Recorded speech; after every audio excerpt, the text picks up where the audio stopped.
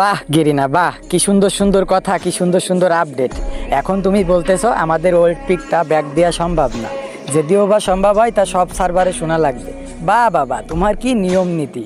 আর আমাদের কি বলবো, যখন তুমি বাইরের সার্ভারে ভালো ভালো ইভেন্ট দাও, মিষ্টি শপে প্রোপোস ইমোট এদিক সেদিক ভালো ভালো, আমাদের বাংলাদেশ সার্ভার থেকে ভালো ভালো ইভেন্ট তুমি মিষ্টি শপে দাও, ভালো ভালো বান্ডিল দাও, তখন তো এই বাংলাদেশ সার্ভারের কথা মনে পড়ে না যে এই সার্ভারেও একটু দিই।